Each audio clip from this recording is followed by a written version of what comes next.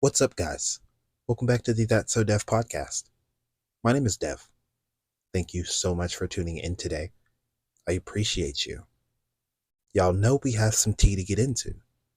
But before we get into the tea, make sure you go ahead and follow me at That's So Dev on Twitter, Instagram, and literally everywhere else, including YouTube. We kind of popping over there. Okay? So, look, we have some wicked tea to get into. If you couldn't tell by the title, okay? Y'all, let's start here. So, when I was in eighth grade, I had been doing band since I was in sixth grade. But once eighth grade came around, I ended up playing music from this random play. I had no idea what this play was, and none of us did, honestly. And, it was interesting because for months we were playing this music and practicing it, but we had no idea where it came from. We had no connection to it. And as we obviously know, this play was Wicked. Having no emotional connection to Wicked while playing the music from Wicked was interesting, right? And it came to a point where we ended up going to see the Broadway play. Our eighth grade band director was like, "You want to know what?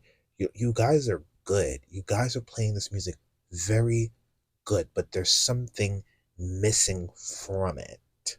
And it was the heart of it. And in order for us to really capture the heart of the movie, he ended up creating this field trip for us to go see the Broadway musical. And so we ended up going to see the Broadway musical in eighth grade. And let me tell you guys, it was unlike anything that I had ever seen before. And it changed my entire perception of, for one, The Wizard of Oz, but two, Broadway. It was my first Broadway play ever. And it was this wicked show, this new musical, the new story about Oz that no one had ever known about. And this was what, maybe 2007? So this was almost 20 years ago that, Wicked has kind of just been a prominent thing in my life. Wicked really, obviously me being in a band, I already had that connection to music, but it brought out a different side, a theatrical side of things to me because of this play.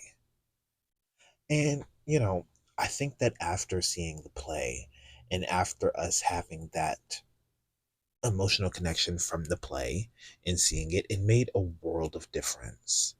When it came to us playing the music, we got to feel where it came from, what the characters felt, the context of the situations in which the music was being played. So it was just a lot of things that I felt like just made it better, essentially. But, all of that to really say that I have really been a fan of Wicked for almost 20 years now, which is crazy to say because it's new to a lot of people now. It's reaching audiences that it never has. And I find that to be a great thing. Truly, I do. I've always wanted more people to know about Wicked. I've always wanted more people to see it. I've been waiting for the movie to come out for several years now, at least 10. At least. So the fact that it's out, and the fact that it features some of my favorite people, the movie, it's crazy. Now, to discuss the movie, because there's a lot of things I want to say. You know, I'm going to address the idea that so many people thought that the movie wasn't colorful enough. And what I am noticing about movies these days, they're really capturing a sense of what things would look like in reality instead of really serving you what people may want to see. Like, I've noticed some people kind of like want movies to look like this beautiful and bright coloring book that was, drawn by crayons type of bright type shit. And I just feel like the movie, it served us exactly what we needed to see in terms of color and lighting. I feel like everything was bright to me. I feel like everything was very realistic. So, I don't really know what the fuss is about all of that, but I had no issues with it. I thought it looked fine. Now, first of all, I want to bring up the fact that obviously Ariana Grande is Glinda. And I think that that was honestly such a good choice because of several reasons. We've seen a lot of manifestations of Ariana Grande embodying Glinda several times. And first thing I think of is Cat Valentine. I totally see that energy and how it could be applied to her playing Glinda, and that allowing her to really bring Glinda to life as she needs to be. Second, the popular song that's on her debut album. I mean, there's several manifestations of her playing this role. And I know we've seen on the Zach Sane show several times, she's been saying for years, she would literally play Wicked for a penny. Genuinely, she wanted the part so bad. And it's not even something where, oh, this famous person just got this role because they were famous. She got this role because she is Glinda. That's the difference. She doesn't have to act to me. I feel like she naturally embodies the character of Glinda. And I love that for her because that really made it come to life on screen. Cynthia, powerful. So powerful. What a powerful performance. What a powerful duo in the way that they play off of each other. The way that Cynthia really embodies Elphaba, it's everything that I imagined it would be in the movie. I know that the OGs are proud. I've obviously seen them on the press tours. They sat down with each other, both Elphabas, both Glindas. Obviously, there's going to be more Elphabas and Glindas because of the plays. We know that. I'm not leaving those out. But we do have the OGs, and we do have those who just created the movie. So seeing all four of them really sit down was such a beautiful moment, especially because I adore the OGs. I mean, they're staples. And even if you watch Glee, they've become staples to you. I mean, come on, Rachel's mom, April, we have to be serious here. Oh my goodness. Look, I just feel like both lead roles were everything that I hope that they would be. I feel as though Cynthia, she made Elphaba have so much more context because she is black. We have to talk about that.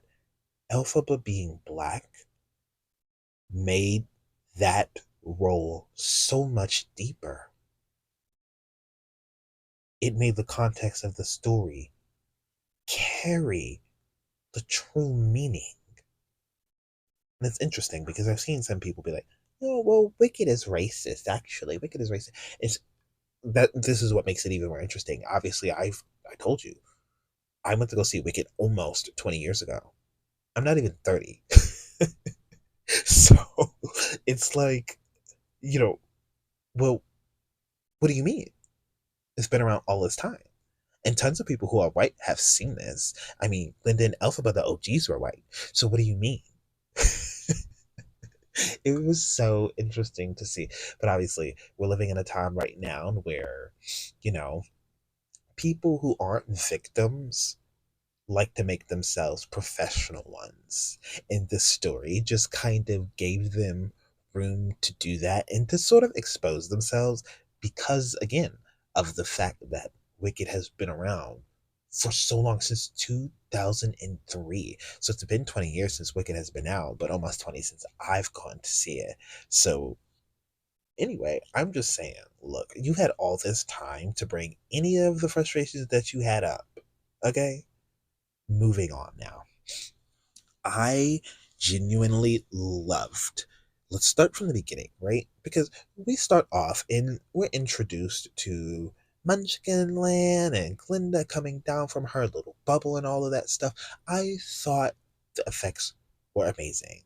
I thought that Ariana's acting, just like when she has to be sort of embodying this enchanted, wonderful, positive, you know, witch. And in between those moments, she kind of has these, um, I don't want to say bitchy, but kind of, sort of, you know what I mean? Like these kind of snooty, prissy type moments that are kind of nasty in between. But it's really overlooked. That's hilarious. It's funny to me because you know Elphaba, she doesn't really do anything, but because of how she looks, she's demonized. And no matter what Glinda does, even if she does have her moments, people will overlook it because she looks pretty and she looks how, quote unquote, the standard is supposed to look, right? Or even better, something to worship. It's so interesting to me because I don't find Glinda to really be the good witch. I don't. At no point in time have I ever considered to be the good witch because look look at it all. Look at it all, right? The reason that Glinda becomes the good witch is because she sacrificed. And I know people don't understand that, right? But Glinda sacrifices a lot. She sacrifices her voice. She sacrifices what's near and dear to her to have what she wants. And she realizes that what she wants is really not everything she thought it would be, which is obviously the general thing, right? Like, you'll hear it from a lot of celebrities, even. Well, hey, I got all of this stuff that I wanted, but it's not what I thought it was because I don't have the people around me who care. I don't have people around me who care or love me for me or really just support me at the end of the day for me as a person because Glinda, she's upholding this image throughout the entire movie, even after. But, in part two, I'm not going to rule out what happens in part two. I'm going to talk about it a little bit later. Obviously, I know what happens in part two because of the play, but Glinda fucks around and find out to me. you know, Things go crazy because we introduced the Wizard of Oz in the next part because that is crucial to the story of Wicked. We're seeing things from a different perspective. So, you know, for me, again, Glinda, she is a very privileged person. But it's also kind of interesting because Elphaba comes from a family of privilege, but her herself, she's not privileged. And the reason being is because that green elixir, right? We saw her mother have an affair with somebody who has a green elixir. Who do you think that is? Well, I'm not going to say it because I got a feeling that a lot of people haven't put, I don't think people put two and two together. So I'm not going to say it. But who do you think, right? So, it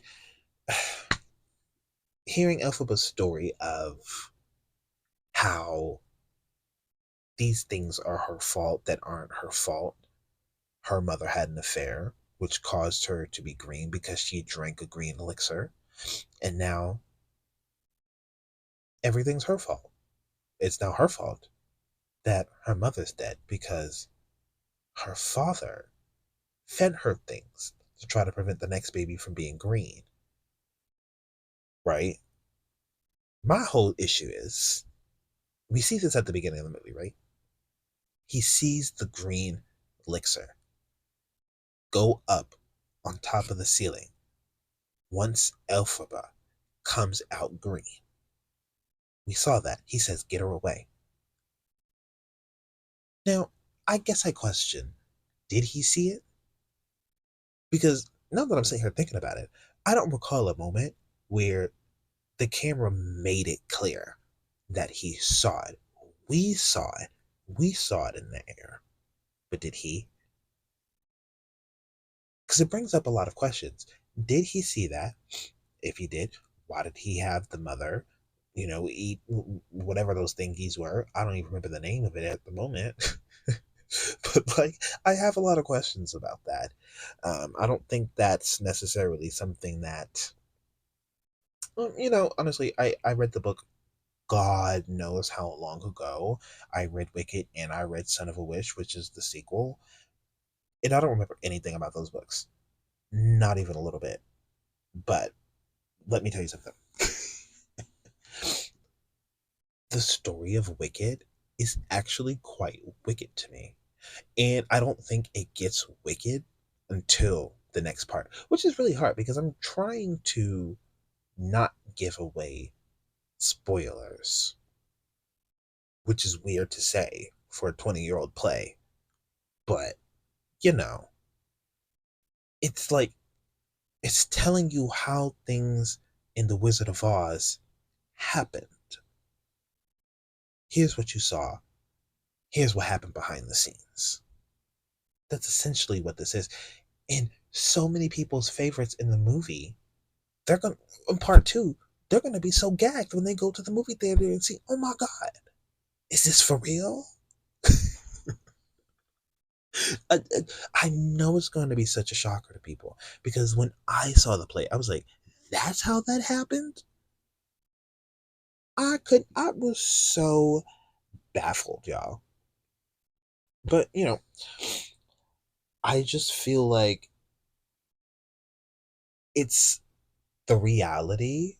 Whoever came up with this idea, right? It is telling you the reality of a fairy tale within a fairy tale. And I just find that to be so creative. Absolutely. And, I'm I'm kind of shifting over back to Glinda because I have a lot more to say about Glinda than I do about Elphaba, mainly because I have so much to complain about. I, Glinda gets on my last nerves, but like, she's kind of a queen. You know what I mean? Like, if she's a real person, I would not stand her. Like, blocked. I just enjoyed the performance and how these actors really brought them to life. I'm sitting here thinking, like, my goodness, Cynthia. The thing that I think about the most when it comes to her character are two moments. And obviously, there are two big moments that obviously everybody knows and remembers. But in the movie itself, her moments shine to me. The Wizard and Die, especially the part from when she's running through the grass field, from that part on to the end of the song. Whoa, I have chills, genuinely. To the point where we are at Defying Gravity, and she is doing her own stunts, and she is singing live. All those twists and turns, she's actually singing. It just takes it to a new level to me. I know they're singing on that Broadway play, but they're also not twisting and turning and doing those intricate stunts that she was doing. And I have to commend her for that. Amazing. Absolutely amazing. And I have to talk about Fiera. I do, because Jonathan Bailey. the way you truly embodied this character, the carefreeness of him. My favorite song in Wicked always has been is Dancing Through Life because I feel like it embodies what kind of energy I want to have in this life. Dancing through life. It is the epitome of everything to me. So the fact that he was able to not only bring the character to life and really add some texture to him, but the song. I feel like that song he took to a new level from the OG to me. I felt so many emotions. I wanted to get up. I wanted to stand on a table. I wanted to shout the song to the top of the world. It was, yep, yep, yep. I definitely went to give some Broadway teas. I did, absolutely. I'm obsessed with him in this movie. And his performance with Ari and Cynthia, both, they're so drastically different.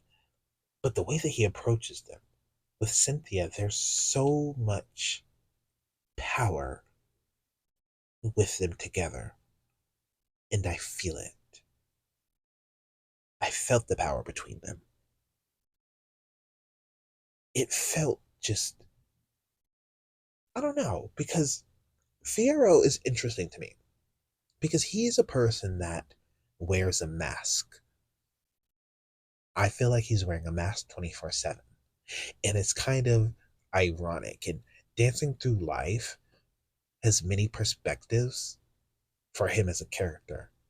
Yes, he's carefree, but he's also dancing through life while avoiding the things that actually impact him. So there's a lot of things that you have to consider when it comes to him. And Elphaba does call this out because Elphaba is really the only person that realizes the front that he is putting up. And that is why he feels such a connection to her because, like, well, obviously, A, you're different, but he doesn't judge her for that. But she also sees him for who he is. So that's the whole thing because he gets her and she does get him. I think it's an absolutely beautiful love story.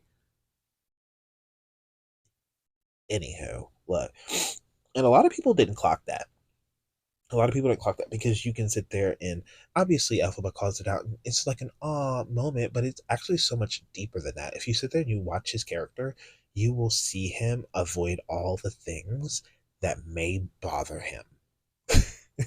And I feel like when you are an actor, you're considering all these perspectives to bring them to life because there are little moments that you're going to have on screen that somebody is going to realize, like, oh, that person might be insecure. And he really carried those moments.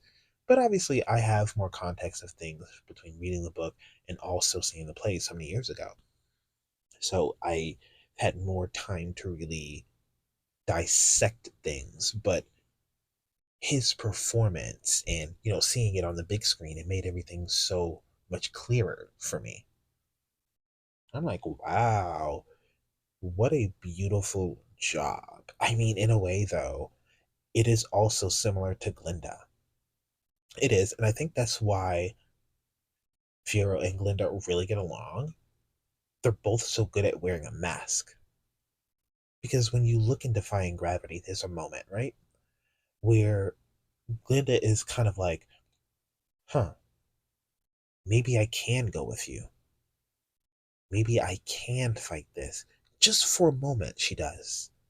And you see it. You see her sing along. There's no fight that we cannot win. Like, you see that only for a short period of time, though. And it's a big moment. I know people see Defying Gravity as a big moment for Elphaba, but it is also for Glinda because it is a moment where Glinda realizes that she can't be what Elphaba is or can do, and she accepts that. And I know Ariana talked a little bit about it inside the interview, and that's what I mean by they have to take in all of these perspectives as an actor. You have to be like, okay, look, Glinda obviously can't do what Elphaba can do. Does she know that? Is she aware of that? When Elphaba asks her to come along, do we immediately reject it? Do we consider it and take a moment to process it? You know what I mean? And it just really feel like Ariana really took that in, and we see Glinda really consider and process all through singing the song Defying Gravity with Elphaba. And then she comes to that conclusion. And then she goes and gets that cape for her. And then she ties it around her. And we watch her come to the conclusion that that's not going to happen. She has on this mask of what she wants to do when she's at college, when she's at school. But when she goes off to see the wizard, you really see her step out of the whole perspective thing that she puts on for everybody. I think that these characters are very, very deep. And I do think, again, that is why Glinda and Fiero are even able to have some sort of connection, because the masks that they both have on connect. But when it's off, both of them connect to Elphaba and not each other. And it's interesting. It's very interesting because you see the moment where, Elphaba and Fiero are connecting, and, Glinda comes in and takes Elphaba by the arm and pushes Fiero away. I'm just saying, look, obviously, we could have theories if we want to, right? Do we know if they were in love with each other in a sense? No, we don't. I don't know that. Could I probably assume that they kind of had some little thing in the back of their mind? Probably. But I do know for a fact that they were friends. But it is interesting to see her kind of, instead of taking the man up by the arm and pushing Elphaba away, she kind of, cut it up next to Elphaba and pushed the man away. So that was interesting to me. But, I'm really dissecting these contexts because, my goodness, you can just watch the movie and, you have these simplistic thoughts of what you've just seen, but these characters are so much deeper. The story is so much richer than that, you know? So, I mean, I just feel like they did such a good job with everything concerning the movies. I think the monkeys looked fantastic. I thought they did a wonderful job casting the wizard. I, come on, that was the perfect casting for the wizard. I don't think you could have gotten any better. That's just me. I feel like the whole movie is just like that in every conceivable way. Now, look, I'm going to get into Bach and Nessa on part two. And if you know what part two is going to look like, you know why I'm going to wait. There's nothing I can say right now that isn't going to spoil it for them. So I'm just going to leave it. But I do got to say, I do love the performance of Bach, and I do love the performance of Nessa. They did such a great job. I think that Bach created such a anxiously excitable character, and it's so interesting to see because I really feel that he has this love for Glinda that's never going to happen. But it's weird because when he's with Nessa, I feel like he really does like her, but I feel like there's a disconnect because he didn't want her first. He was sent to her because of the Good Witch. Oh my goodness. This movie is just so many layers to the movie. I, whoa. When I really think about everything, I'm just like, so much goes into it, especially with, me working on movie sets lately and me also seeing everything behind the scenes of the movie. It's just like, wow, so much really went into this to make this movie what it is. So many things went into this to make this, to, to make things function. I mean, nobody could look the way that they do on the camera or sound the way that it does in the camera if it wasn't for every person behind the scenes. And you got to give it up to them because this was a fantabulous movie with a fantastic soundtrack. Everybody with a fantastic cast. The sound effects when it comes to what is this feeling when they're dancing out in front, like just the details. You cannot say that they did not put everything they had into this movie, down from production assistants all the way up to Cynthia. Amazing. It was everything that I could have asked for. I love a musical. I was just listening to the soundtrack outside of the movie and I'm just like, whoa, like, I feel like I'm fully embellished into the world of Wicked even with this soundtrack. I had to compare the OG to this one and to hear how much life and advancement it has because of how much we've advanced between 2003 to now. I mean, that's over 20 years. So it's just like, whoa, what you were able to do with this was phenomenal. That's really all I have to say. I don't have too much to say. I'm going to get into more, especially after part two comes out. But, I just wanted to come on here and talk about, just what I feel with these characters. Because, what I felt the most were with the three characters, with Elphaba, Glinda, and Fiera. Like, I'm telling you, phenomenal. And here's what I do have to say also, because it's a big thing. In Defying Gravity, and this doesn't happen in the play, where Elphaba goes out the window, and instead of flying, she drops. And she's going and she's going and she's going. And it's like, oh my God, it's a moment where she has to earn her flight. She has to earn the powers. She didn't just do it and it happened. She had to earn it and figure it out.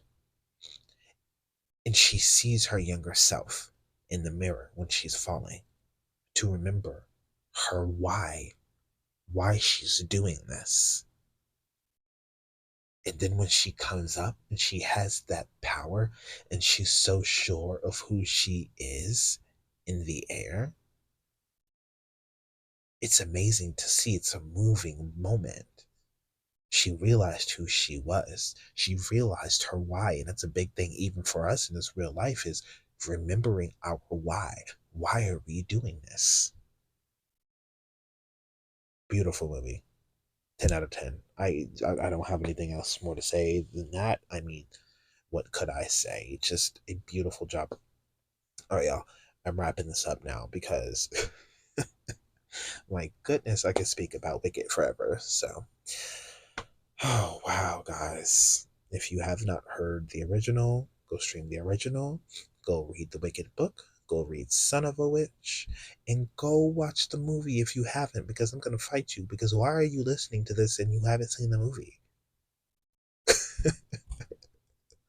Anyway, I appreciate you guys nonetheless. Thank you so much for tuning into the That So Deaf podcast, where you stay true and you stay you.